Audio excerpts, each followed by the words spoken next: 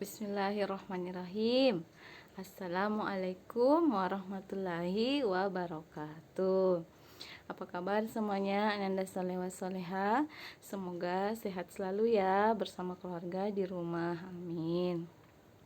Nah, pada pembelajaran kali ini Ustazah Masra mengajar mata pelajaran Bahasa Indonesia di kelas 6 ya.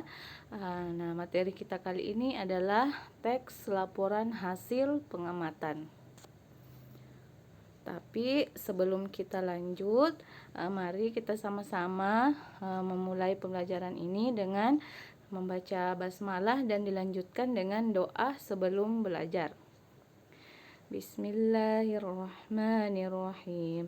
Rabbi zidni ilman warzuqni fahman wa allimni bissolihin. Amin. Semoga Allah meridhoi kegiatan belajar kita dan Allah memberikan pemahaman yang mudah tentang apa yang akan kita pelajari ya. Nah, materi kita tadi adalah tentang teks laporan hasil pengamatan. Nah, untuk apa kita mempelajari materi ini? Yang paling pertama, mari kita simak sama-sama ya firman Allah di dalam surah Al-A'raf ayat 176. Allah berfirman, "Maka ceritakanlah kepada mereka kisah-kisah itu agar mereka berfikir." Jadi di dalam Al-Quran itu banyak sekali kisah-kisah di zaman dahulu atau di zaman para Rasulullah, di zaman Rasulullah di zaman Rasulullah dan di zaman para nabi-nabi ya. Ada kisah-kisah dari orang-orang yang soleh dan ada kisah-kisah dari orang-orang yang kafir. Di dalam Al-Quran itu sudah sangat jelas semua kisah-kisah tersebut. Tinggal kita bagaimana caranya mengambil pembelajaran dari kisah-kisah tersebut ya. Nah, untuk selanjutnya apa tujuan mempelajari materi ini? Yang paling pertama adalah siswa mampu menjelaskan pengertian teks laporan hasil pengamatan. Yang kedua, siswa mampu menuliskan informasi dalam bentuk peta pikiran dengan baik. Yang ketiga, siswa mampu mengidentifikasi struktur teks laporan dengan tepat.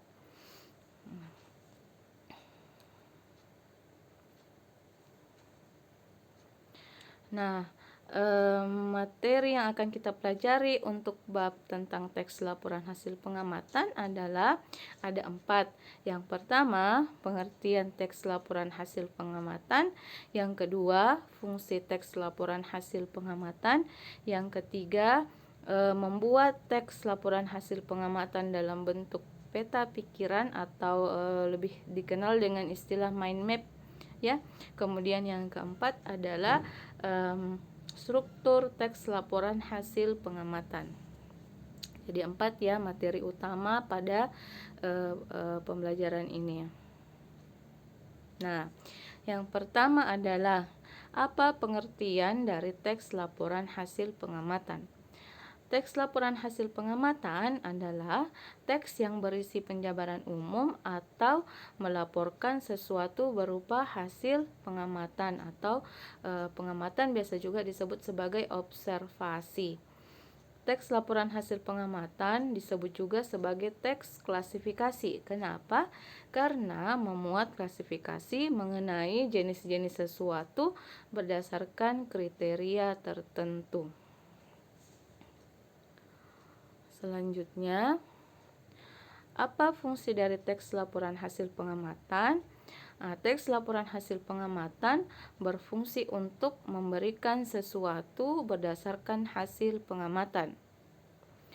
Nah, kemudian teks laporan hasil pengamatan yang baik yaitu laporan yang terperinci sesuai dengan fakta pengamatan, kemudian mudah untuk dipahami.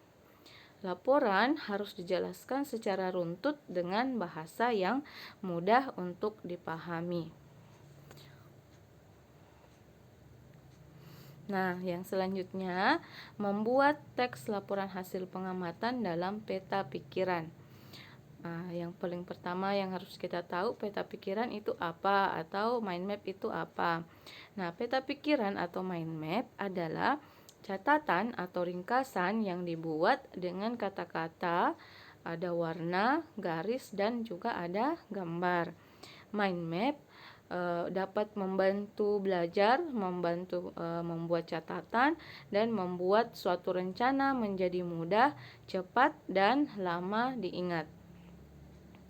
Adapun cara membuat mind map yaitu diawali dengan meletakkan topik utama di tengah-tengah kertas dengan posisi horizontal. Horizontal itu maksudnya kertasnya di posisinya horizontal. Kalau vertikal kan kertasnya dari atas ke bawah. Kalau horizontal kertasnya dari samping kiri ke kanan. Jadi posisi tidur ya kertasnya. Kemudian kalau sudah ada topik utamanya di tengah, yang kedua kita membuat kaki atau tangkai-tangkai untuk subtopik yang digambar searah dengan jarum jam. Jadi ada topiknya di tengah, kemudian nanti akan dibuat cabang-cabang searah dengan jarum jam, misalnya dari atas, kemudian ke samping kanan, kemudian ke bawah, dan ke samping kiri. Nanti akan ada contohnya. Dan yang ketiga, bisa ditambahkan lagi kaki-kakinya atau cabang-cabangnya sebagai sub dari subtopik. Nanti untuk lebih jelasnya kita lihat gambarnya. Nah, ini contoh peta pikiran atau mind map. Nah, ini seseorang membuat peta pikiran tentang rumahku. Nah, di tengahnya ya, rumahku, ditulis rumahku, kemudian ada gambar rumah. Di cabang-cabangnya mulai dari halaman, ke dapur, ruang keluarga, kamar mandi, gudang, dan kamar tidur. Nah, masing-masing dari tangkai ini bercabang-cabang lagi. Dari cabang ini ada lagi tangkai-tangkai kecilnya. Di halaman ada, ternyata ada rumput. Di halaman ada kolam ikan, kemudian ada taman. Di dapur ada kompor, oven, dan ada kegiatan masak-memasak. Di ruang keluarga dijelaskan lagi, ada sofa, ada TV, ada buffet atau lemari, kemudian ada lukisan. Di kamar mandi ada bak mandi dan ada WC. Di gudang ada sarang laba-laba, ada sepeda rusak, kemudian kondisinya gelap.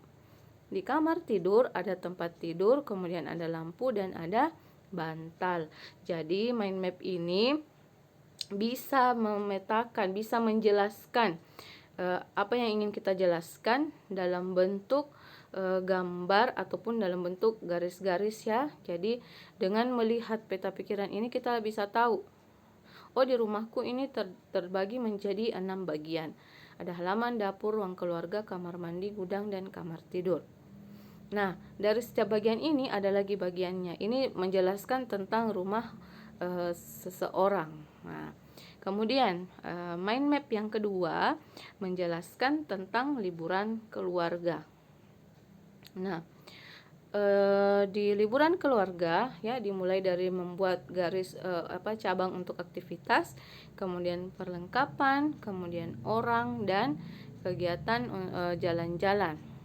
Ya, jadi supaya menarik untuk dilihat, itu diberikan warna-warna atau gambar-gambar yang menarik dan warna-warna yang menarik. Ini adalah contoh dari mind map atau peta pikiran. Nah, materi yang keempat di bab ini adalah apa saja struktur teks laporan untuk hasil pengamatan. Teks laporan hasil pengamatan terdiri dari 3 bagian, yaitu definisi umum, definisi bagian, dan definisi manfaat.